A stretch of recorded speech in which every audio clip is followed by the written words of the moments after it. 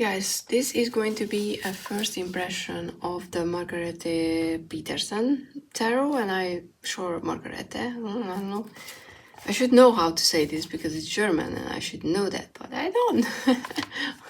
but I was very, very lucky because a new friend of mine, a tarot friend of mine, gifted me this deck, and this is the AGM Urania. I'm gonna say Urania. We have a cinema here, and that's how I can say that version. It was made in Belgium, where my friend lives. I mean, another one. So yeah, this was one that I was going back and forth. I really wanted one copy, but I didn't like the new wine colored, bordered colored, even though I like the background of it. So I kind of wanted white, but that was not available. And I was just like, should I get the one? I don't want to, maybe it's not, I was like that. And then, like I said, this new friend was like, we only talked, I don't know, like twice before. And she was like, oh, I have another copy. Would you like that? And I was like, yes, please. So I really do believe that with tarot decks, the universe is really sending decks your way if you need to experience them. So yeah, you're not gonna convince me otherwise. So this is a cardboard box version. I mean, obviously, you just saw me, it's a pack box. That's what I meant to say. Let's put this here. It was, like this. I mean, the person got it like this, but I don't care. It's a very comprehensive little white book. The cards are quite huge. I mean, I have tiny hands, I know. They are not too thick. The cardstock is quite, I would say, flimsy, but I don't want to say it's a bad cardstock because it could hold up for a long while. And these are the backs.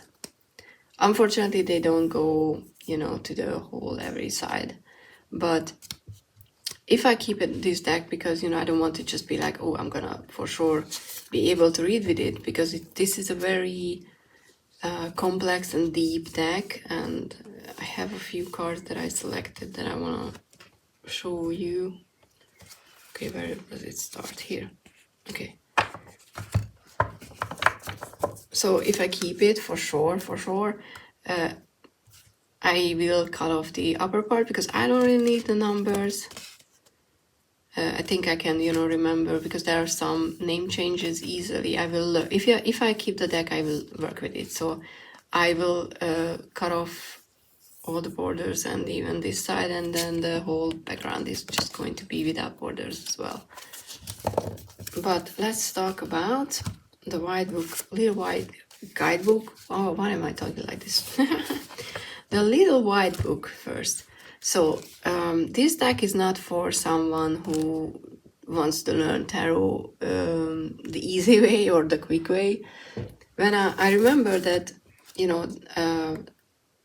for example, the Majestic Earth Tarot, that was something that I saw when I started working with the cards, and I was like, ooh, paintings and landscapes and what?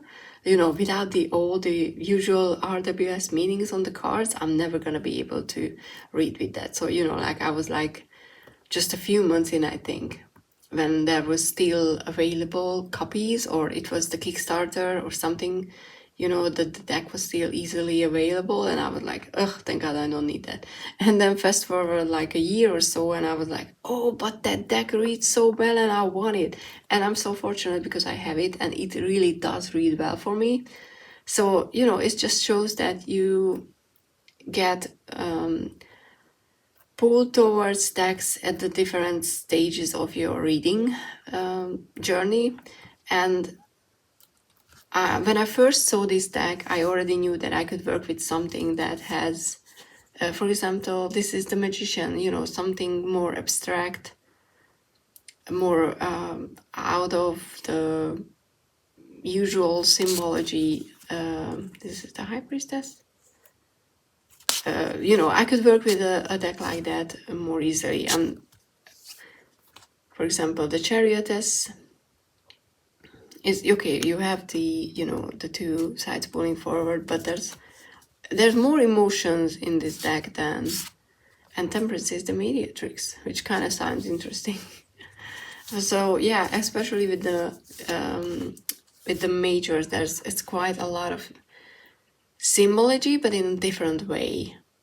And there's a lot of emotions in this. I think this deck is a very evocative,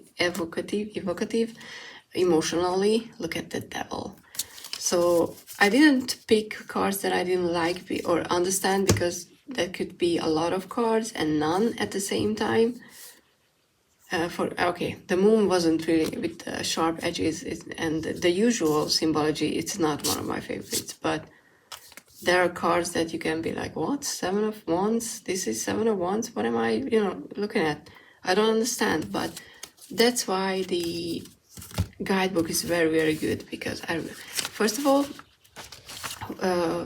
the foreword was written by someone who knew the artist.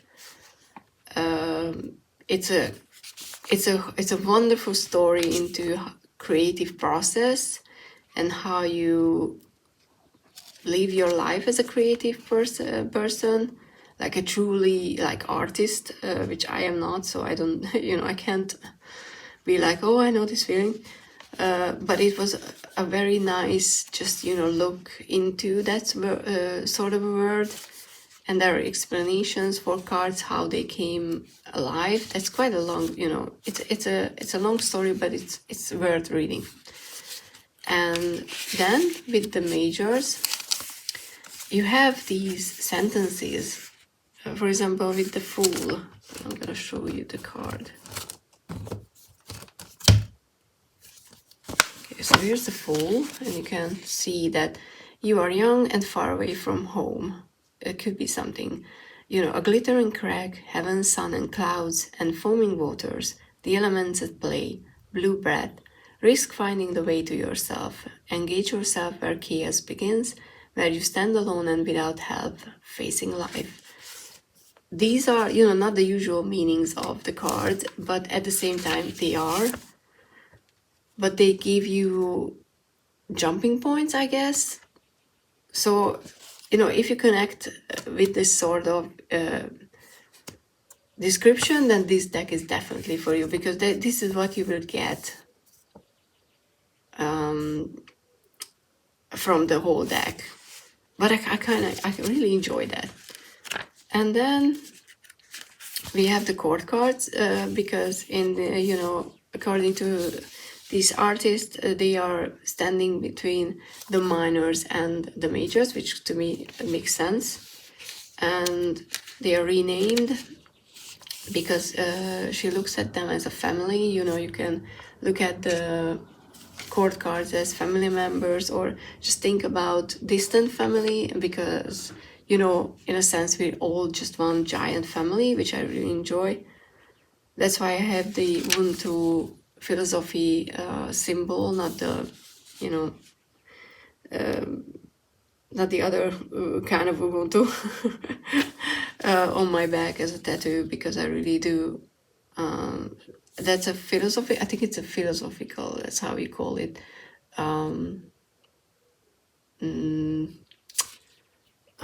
Whatever, statement, not statement, but whatever. Look up Ubuntu on Wikipedia if you want to know what I mean. But so there are mothers and fathers and daughters and sons, and we have them separately without a good chunk of explanation and description. It's more it's not just those tiny but very powerful sentences. It's more text, but they are still very, very good. And it come from the it's the first person. For example, for the Mother of Cups is, I was born on of the flow in every form. As the rain, I am mother of fertility, which is very, very, it's obviously Cups is water, but I never think about rain, because I always think about the still water, like oceans and everything that's still and on the ground, so to speak. But obviously rain and the mist, all those are part of, water as well. So, and then she calls them pips.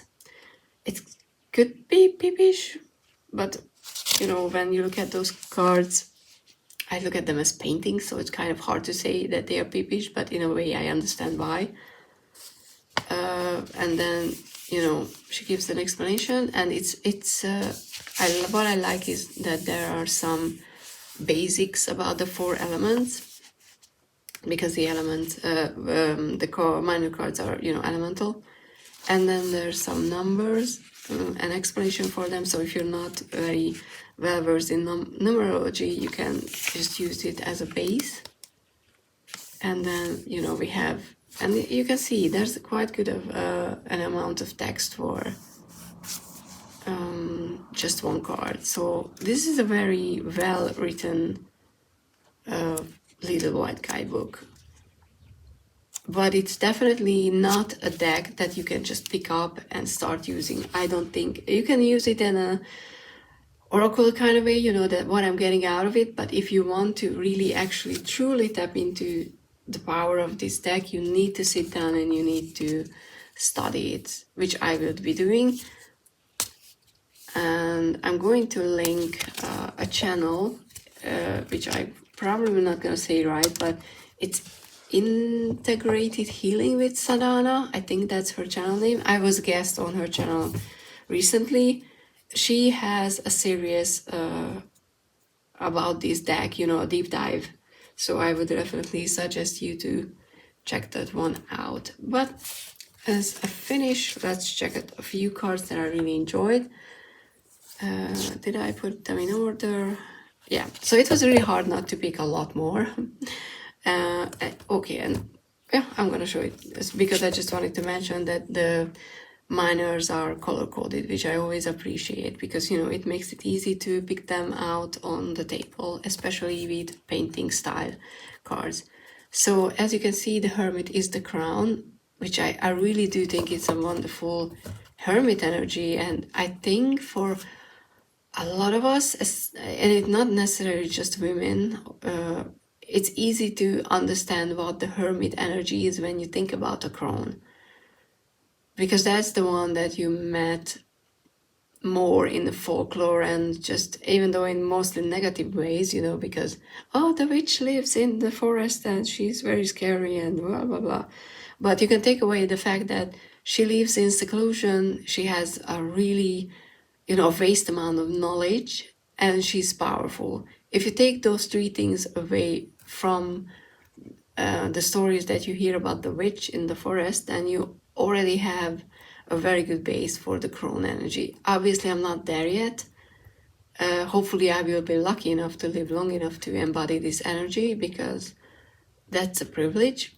Life is, you know, not giving you all the stages of life all the time. So if you're in this space and you feel like, oh damn, I'm getting old and I don't want to be old, just try to think about how much wisdom you can actually embody to other people.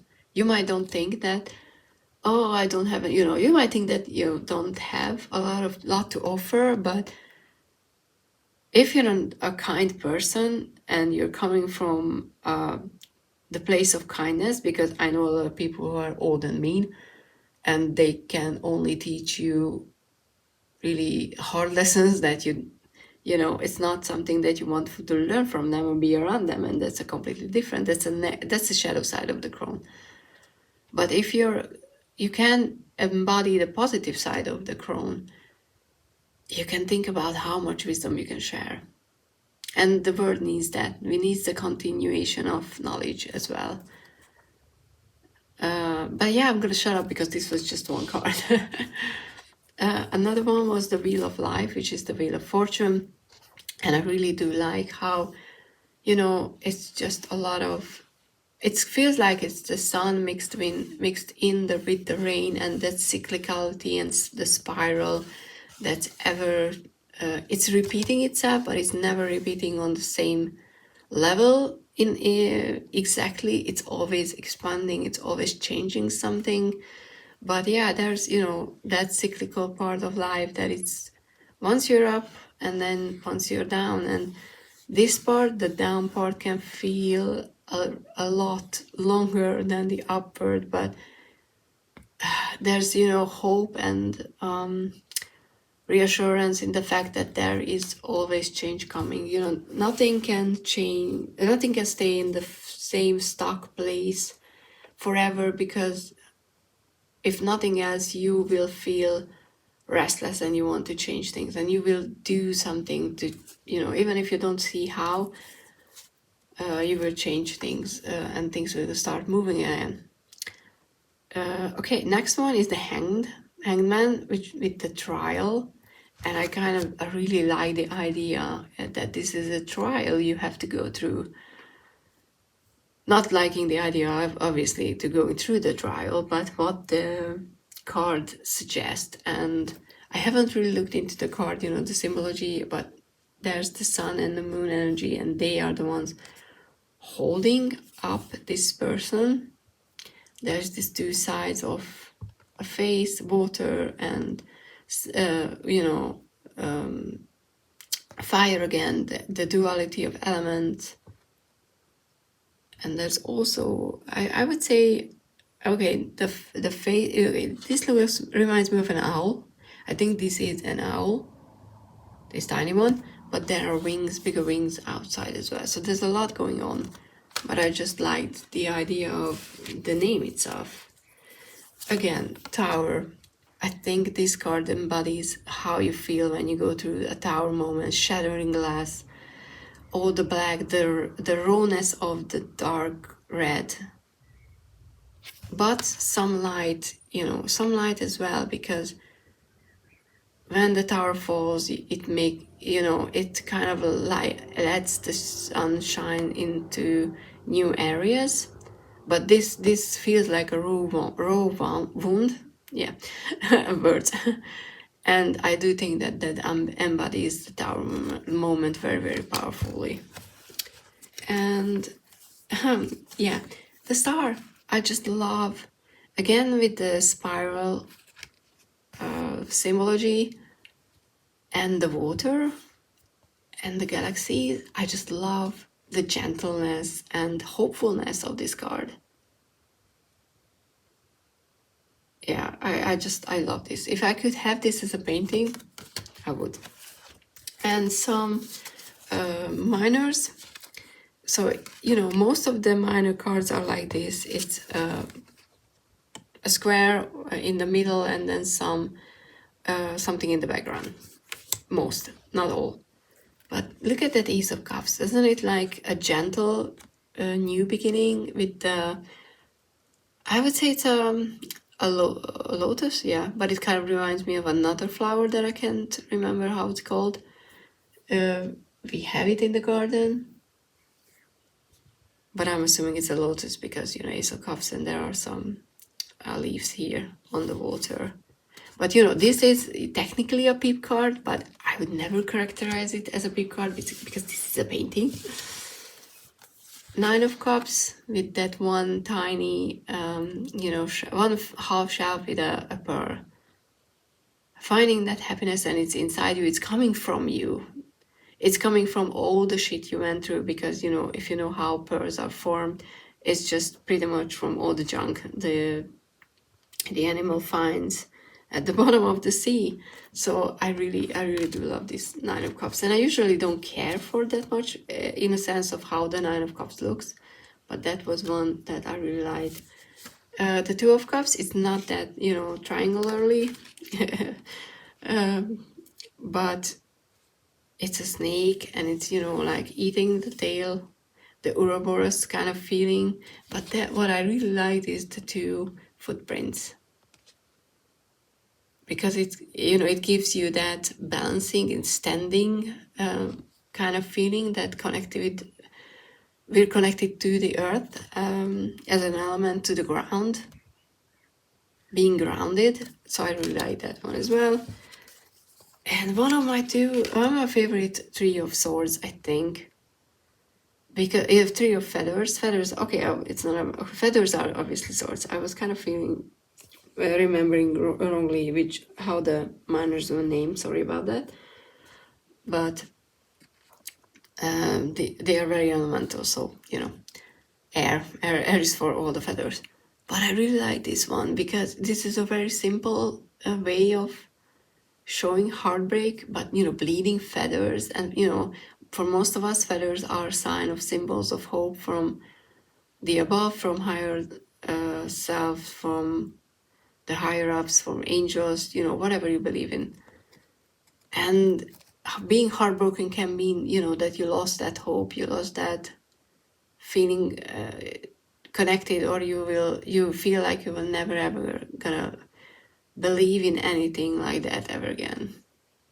So yeah, I do think this is a brilliant one. And another one was the Ten of Feathers, which this is the last one. This is the Ten of Swords, which is that game over feeling when you're at the bottom of a really, really deep hole and you don't know how to get out because you're just feeling hopeless and lost and everything. And what I liked is that these, animals are, I forgot the name. I mean, I know them in Hungarian, but that doesn't help you. But, they are those are the ones that will pick your bones when you die, the ones that will, and usually they live in deserts. And then when they see an animal or a person that they think that it looks like they're gonna die, they're just gonna start following and sitting around and waiting for you to die. And that feeling that you will give up and you're just so ready to finish everything, because I do read this card as depression as well. I think that it symbolizes that moment that you feel like the end is near. It doesn't mean it's actually near, but you are in that stage, which I think is a very powerful way to express what the card is all about. But that's just my feeling, because I haven't had the actual time to read through the guidebook. I just went through the foreword and checked each sections. But yeah, this is my first impression of this very, very complex deck. I'm hoping that we will get along, because I think this is going to be my Mariel in a way that I have the Mariel, but I'm not sure entirely that I have that for the long run. This could stay for the long run. If we start to get along, I don't think I'm gonna let go of this, because I already feel very, very emotional, and I just went through a few cards. So I would say that this is going to be a deck that's gonna be there for very, very heavy and hard questions, which you need. So I also do, this is not a deck that you can just pick up and check if I like this guy, is he liking me back? Because you're going to get a lot of information you might not necessarily want to. But if you're interested in a deep dive deck, a deck that you need to put in the work to learn, and you like the imagery, because I'm just like everyone else, or maybe not everyone else, but a lot of people need to visually connect to a deck, and this is one of those. So yeah, I hope this is useful. Please do let me know if you have the deck. Which version do you have? Do you like the other one, the red wine bordered one? Did you remove the borders?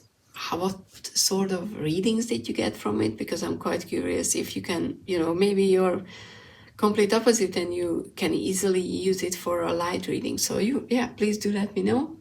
But other than that, please subscribe. That helps my channel. Comment down below. Please engage with me. I love talking to people, so as you can see and hear. So yeah, please comment down below, like this video, share it with others that you think would like. And other than that, check out the description for all the other information on how to help this channel. And thank you so much for being here. Have a lovely day. Bye.